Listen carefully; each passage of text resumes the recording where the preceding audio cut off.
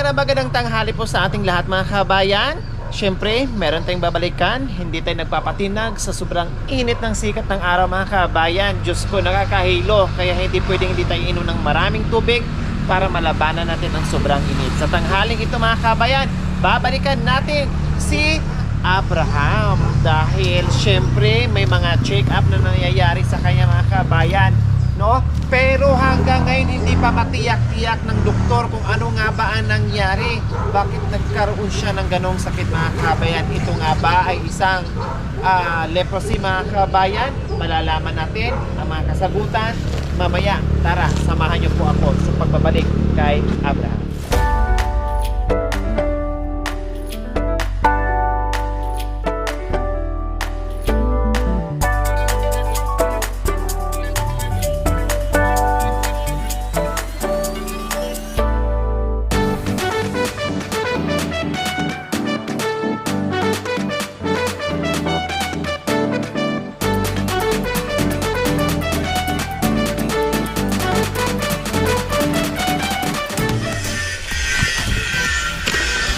So ayan po mga kabayan, nandito na tayo ngayon sa bahay ni Sis Abraham.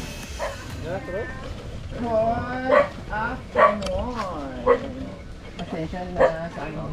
Hello, nandito na kami. Wow, May ang dalaga. sexy na niya ni Sis Abraham. May dalaga. Hindi na siya tulad dati. Nandito ba si Abraham? Yes po. Saan siya? Ito po. Ay, ikaw na pala yun. Kasi ang ganda-ganda mo na ngayon. Summer, Ibang-iba summer. na yung aura mo nung first kitang napuntahan kaysa sa ngayon. Alam mo ngayon, naku mukhang sasabak na kayo sa Miss Philippines. Oh, diba? You're so beautiful today. O, kumusta, Sis Abraham? Okay Kasi naman. nakita ko naman, no, yung aura mo ngayon na ibang-iba. Napakabilis ng reaction doon sa tinitake na gamot. No, kaya sabi ko sa iyo, huwag matakot, no, magpagamot at dahil marami pang mangyayari sa buhay mo. O ngayon, Diyos ko, pati ang puso ko sumaya na nakita ko kayong nakaganyan at nakita ko na kayo nakasmile. And then yung, kumusta? Kumusta, Sis Abraham? Kumusta na? Continuous lang po daw sa gamot. Sa gamot tapos, Yung shampoo. yung shampoo. Kumusta naman yung sinasabi mo na yung pahid? Okay na. Wala na mga sugat-sugat, no? Wala na po. Ayan, napali na yung mga ano. Natatanggal yung na dati, po. di ba dati Yung parang lotion. namamakbak siya, di ba? Ngayon natanggal na. Tapos yung paa Itong mo, paa ko- humilom na din yung mga sugat.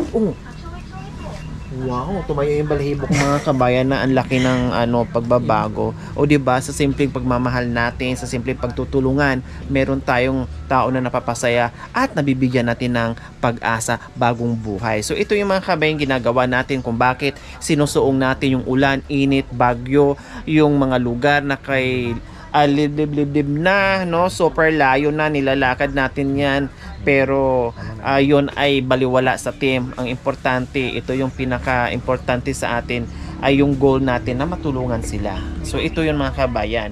Kaya, okay Sis Abraham, pakikwento nyo sa akin yung huling mensahe nyo sa akin nung kinumusta ko kayo na sabi nyo is yung kailangan pa ng another check-up.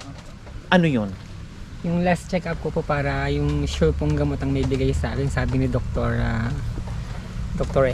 Cervantes. So ibig sabihin, yung check-up natin nung nakaraan na yung sa CBC na lang po CBC, yung sa dugo, Sa dugo na lang po yun. Last. Yun na lang po yung din panibago para matiyak nila kung ano talaga ang dapat yung iinumin na gamot na iresita nila. So kailan yun gagawin? Sa 5 po. Sa 5 itong April 5. April 5. Habang inaantay mo yung pangalawang laboratory, nagtitake ka ng gamot at the same time may mga lotion ka na ginagamit. Hiyang naman at okay naman. Po yung mga binigay niyo. Okay, so anong pakiramdam? Ano ngayon ang pakiramdam nung unang pagkikita natin and then ngayon? Anong pagkakaiba at anong pakiramdam mo ngayon? Gumaan na po yung pakiramdam ko, madam. Kaysa nung pong dating hindi po ako makatayo. Ganun. Sige, dati ano yung naramdaman mo dati, Sis Abraham? Hindi po ako makatayo, tapos nahihilo po ako lagi, tapos nanginginig. Ngayon hindi na po. Hindi na. Kayo ay nakakagawa na... Nakakatrabaho na nga po ako sa bahay. Oops, pero wag niyong kakalimutan. Pwede yung magtatrabaho, pero wag abusuhin kasi under medication pa kayo. No, pwede yung kunting linis-linis Dati lang. po, pag yung magtatrabaho ko, ang dali kong mapagod. Ngayon kayang-kaya. Pero wag aasa ha. Wag isipin na talagang kayang-kaya mo na kasi nandoon ka pa sa stage na nagpapagaling, no, nagre-recover. Kasi ang dami kong natulungan, Sis Abraham, no. Gumaling sila, nagiging kampante, bumalik sa trabaho, nagbuhat ang mabibigat. Pero, Diyos ko, diba, natuluyan sila. Kasi, nakalimutan na nila na kagagaling lang pala nila, tapos kampante na kaagad at sumabak na kaagad sa trabaho. Kaya, alalay lang, darating ka rin dyan, no? Pag okay na, magiging normal ng lahat, talagang makakabalik ka sa normal na buhay, yung sabay yung pagtatrabaho. Okay? Sige, so ayan po mga kabayan, kitang-kita naman natin, no? Dati umiiyak si Sis Abraham habang nagkikwento, walang as in tingin mo sa kanya talaga makikita mo na talagang walang pag-asa. Kasi sabi ko sa kanya, paano siya gagaling kung nandiyan lang sa loob ng bahay, no? Anong gagawin kung nasa loob lang ng bahay, kung walang check-up, walang gamot, wala lahat. Kasi syempre kung merong pera ang pamilya, no, ay pambili nila ng pagkain, priority nila ng pagkain. Syempre lalo na sa sitwasyon ni Sis Abraham na talagang nung malakas siya yung breadwinner, no, tumutulong, sabi nga ng kwento ng kanyang sister, no, na pag ito ay mayroong trabaho talagang kahit may asawa na yung mga kapatid niya, tumutulong pa siya doon sa mga pamangkin niya. O di ba? Nakita naman talaga natin yung puso ni Abraham na marunong din tumulong doon sa pamilya niya. So ngayon, syempre hindi na worry. Sabi ko nga, Sis Abraham, kailangan mong magpalakas, gumaling, tumayo, itayo mo yung mga paa mo kasi mas kailangan ka ni nanay niya kasi mas matanda at hindi pa ito nakakakita. Kasi kung matanda na si nanay, hindi pa nakakakita, and then aalagaan pa siya, lalong mahirap yung sitwasyon, no? Lalong mahirap. Paano pag nauna si nanay? Paano? Sino mag-aalaga? O magiging komplikado yung sitwasyon lalo. Kaya sabi ko, pag nagpagaling ka, pag gumaling ka, maalagaan mo si nanay. O, di ba? Tama ako. O, kung nagpadaig ka sa kahinaan ng loob mo, kung nanatili dyan sa isipan mo na takot ka sa doktor, ano nga ba ang ginawa ng doktor sa iyo? Ang ginawa niya? Sinikap lang po yung balat ko. Oh, nakakatakot hindi? Hindi po. Oh, di ba? Hindi, mas nakakatakot yung bill. Yung check-up na pag may resita na yon, ang nakakatakot pag wala ka ng pambili.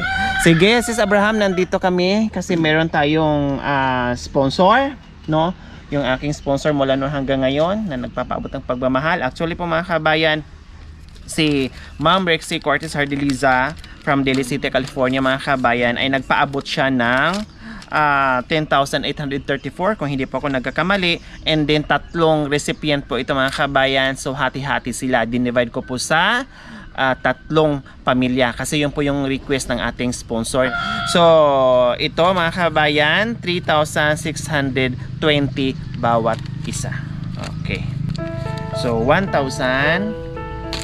2,000, 3,000, 5, 6 ng 20. So 3,620 pesos nagagaling po sa ating sponsor na si Ma'am Rexy Cortez Hardeliza from Daly City, California. Minsan nyo po sa ating butihing sponsor. Maraming salamat po Ma'am Rexy Hardeliza sa binigay niyo pong tulong. Malaking tulong na po itong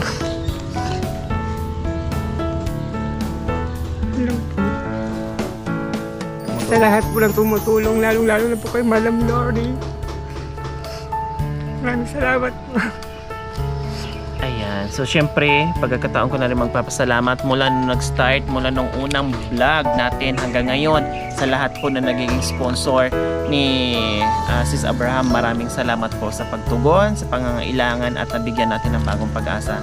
Nawa ay marami pang biyayang dumating sa buhay nyo. Kasi alam ko ang puso nyo na talaga nandyan sa tulad nila na nangangailangan. So ayan, tamang-tama Sis Abraham, sabi nyo ay babalik kayo this April 5. Tamang-tama, meron na naman kayong bao-baoning pera at pang-check up nyo at ibili sa ibang pangangailangan, no?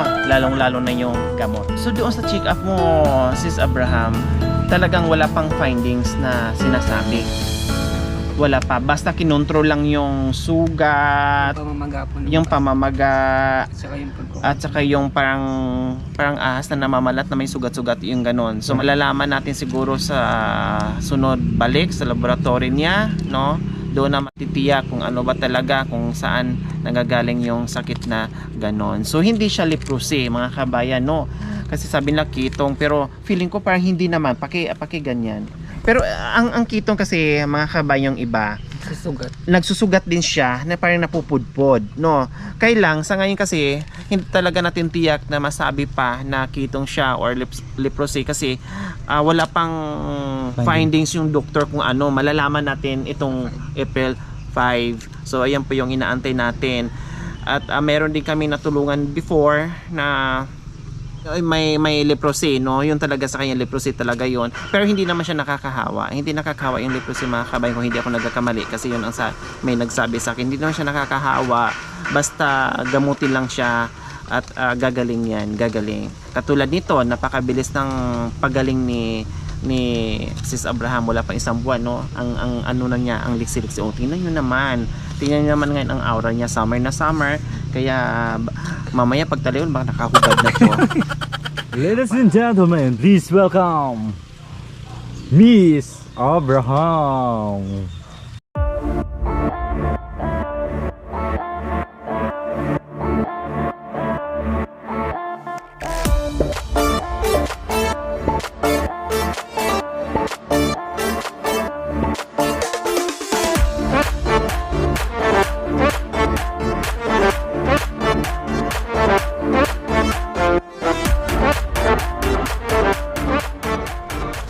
Okay, our next candidate from USA. Pasok.